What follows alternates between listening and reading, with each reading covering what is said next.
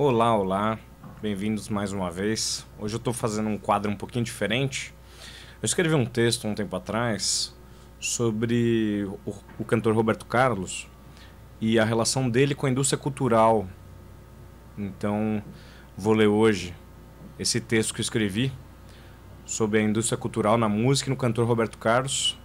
E aí o título é Roberto Carlos, um rei das massas ou das elites? Então vou ler o texto. O conceito de indústria cultural, desenvolvido por Adorno e Horkheimer, apareceu pela primeira vez no livro Dialética do Esclarecimento, com o fundamental intuito de abandonar o conceito de cultura de massa, que o termo dá dupla interpretação para aqueles que defendem essa lógica, assim dizendo que a cultura faz parte das massas e são manifestações vindas das massas, sendo que é justamente o oposto, sendo uma cultura imposta por parte da mídia e dos grandes estúdios.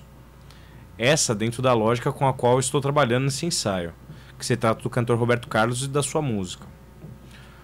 O Roberto Carlos foi um dos principais ícones da Jovem Guarda, sendo ainda hoje um dos nomes de maior referência da música. Uma receita que por muito tempo deu certo e que possui aquela audiência certa, né? Um fato curioso do cantor é o número de discos lançados para venda. Esse texto ele é de 2016. Então, na época eram 73 discos e DVDs à venda no site do cantor. E todo fim de ano existe ao menos um show do cantor na Rede Globo de televisão, que é a emissora de maior audiência aqui do Brasil e maior alcance no país e no estrangeiro. Então, pegando aqui um pouquinho do período histórico que o Roberto Carlos está envolvido, ele começou a sua carreira em um período de Guerra Fria, que o mundo vivia na Guerra Fria, e se consolidou durante a ditadura militar aqui no Brasil, os anos de chumbo, aqui vividos no Brasil, de 64 a 85. E a música, ela tinha acabado de sofrer alterações no popular samba e na criação da bossa nova. Com a influência norte-americana do Iê, surgiam novos artistas, sendo um deles o Roberto Carlos. E a indústria fonográfica disseminou a cultura do Iê, com cantores como Elvis Presley, Chuck Berry, Bill Haley e seus cometas. Até chegar num ponto que no Brasil começaram a aparecer cantores que cantavam nesses ritmos. O sucesso foi esplendoroso. Em pouco tempo, o Roberto Carlos já era um dos principais ícones da indústria cultural do Brasil. Isso eu estou falando aí dos finais dos anos 60 e começo dos anos 70. Então ele se tornou uma estrela inigualável. Com voz e pinta de galã, sua imagem foi por muitos anos associada à beleza e sinônimo de vendas e sucesso de vendas de discos. O cantor ele não foi apenas intérprete musical na sua carreira. Ele participou de vários filmes, sendo personagem principal, como no caso do Roberto Carlos a 300 km por hora. E a indústria, então, ela utilizou e ainda utiliza a imagem dele como artista, como a de um ídolo, né? E aí, dentro da lógica que o Brasil vivia, né, foi o grande artista da ditadura, a gente pode falar. Ele ganhou muitos prêmios, lançou muitos discos e atuou em alguns filmes. E a principal gravadora do artista foi a Sony, tendo produzido vários dos seus discos. Então, agora a gente vai passar um pouco para a temática das músicas dele. A enorme maioria das músicas trata de questões românticas com temas muito individuais. Então, ele tem uma parte despolitizada na indústria cultural. Ele tem como principal, mas não, eu até coloco aqui, se não o único intuito, a venda de milhares de discos. Pois no período da ditadura militar, muitos fizeram várias músicas de protesto e músicas criticando o regime, como Chico Buarque, o Raul Seixas, o Caetano Veloso, o Gilberto Gil. Muitos ali foram dessa contracultura, o próprio Tom Zé, né? Então existe uma música do Raul Seixas que fala e explicita o que acontece na vida de Roberto Carlos, ao se tratar da vendabilidade de seus discos. A música ela chama Eu Também Vou Reclamar. E o trecho que eu acho que é muito interessante é: mas é que se agora, para fazer sucesso, para vender disco de protesto, todo mundo tem que reclamar. Então o artista que por muito tempo viveu na Tijuca não reclamava do Estado e tampouco da questão da conjuntura do sistema. Suas músicas sempre enfatizaram o amor, o romantismo e por vezes a religião.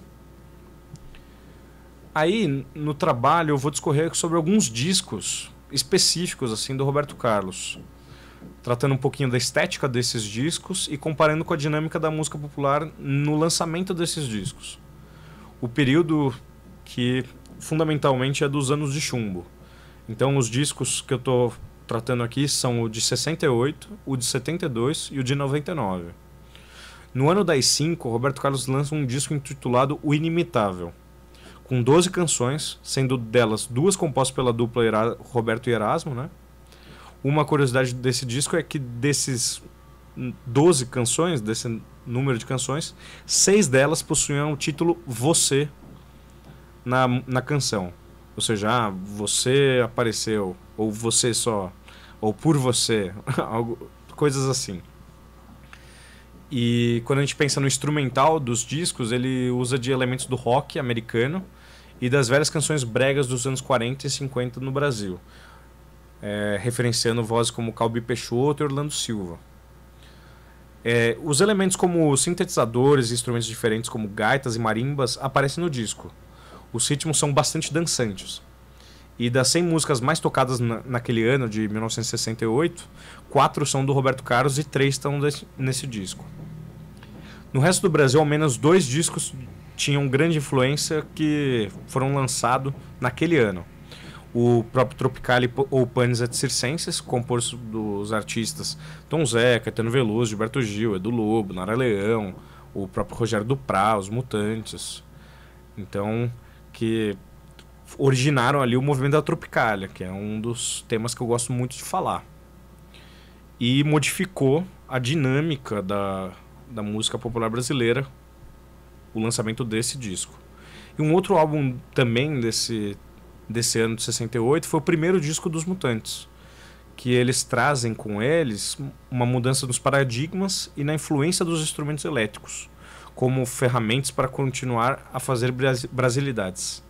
Então A Minha Menina, que é uma música do disco que fez muito sucesso e é uma das principais músicas do repertório do conjunto, tá nesse disco aí, no quesito popularidade, né? Agora, indo pro disco de 72, ele lançou um disco com o mesmo nome dele, né? Com músicas mais elaboradas, utilizando de grandes arranjos, com mistura entre instrumentos eletrônicos e instrumentos de orquestra. E aí eu comento que os violinos nesse disco são utilizados a todo momento como um grande artifício, como nas muitas campanhas publicitárias, né? Que recorrem ao violino para trazer emoção ao público que escuta, né?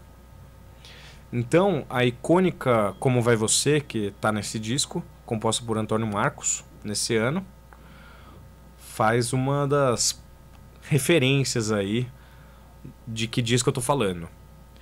E a indústria fonográfica utilizou dessa temática romântica para lançar discos dele constantemente. E esse disco de 72 é mais um exemplo.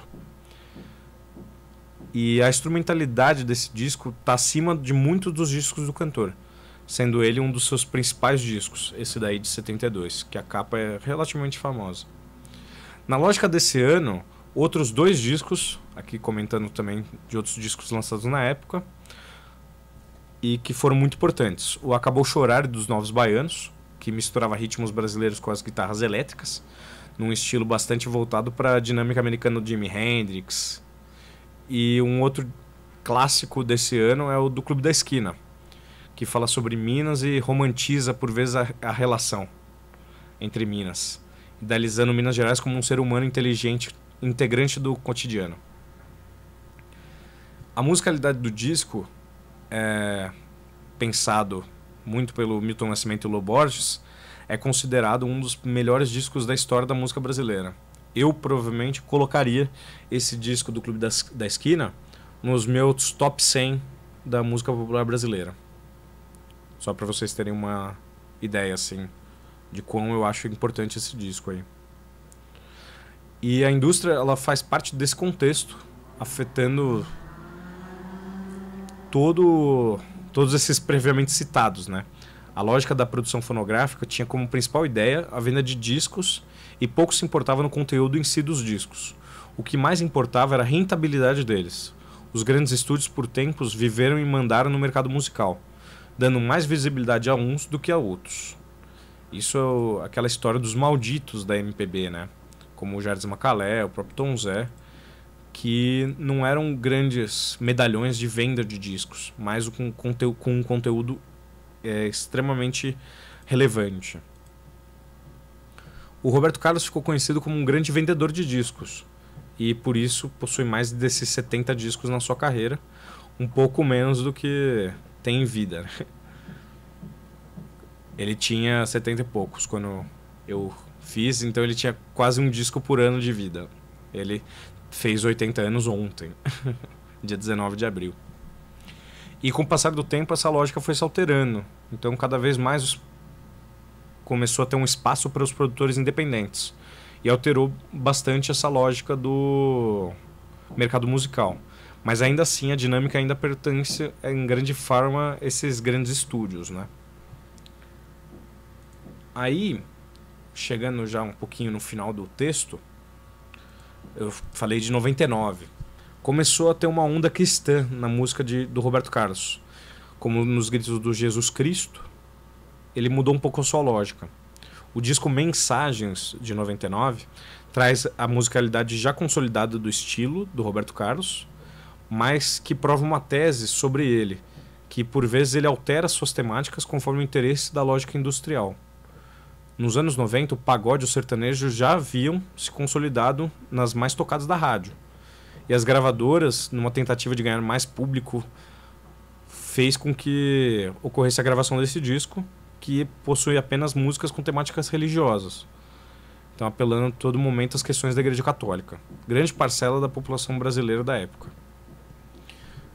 E com a lógica, como essa lógica já havia se alterado por conta da criação dos CDs e da internet, que ainda era incipiente, mudou a dinâmica das músicas do exterior cada vez mais próximas do cotidiano dos brasileiros, sendo o pop o principal invasor musical e o axé, sertanejo e pagode, as músicas brasileiras com grande apelo popular. Então as músicas românticas do Roberto Carlos começaram a perder um pouco de espaço para artistas como Daniela Mercury, o Zezé de Camargo e Luciano e o próprio Exalta Samba.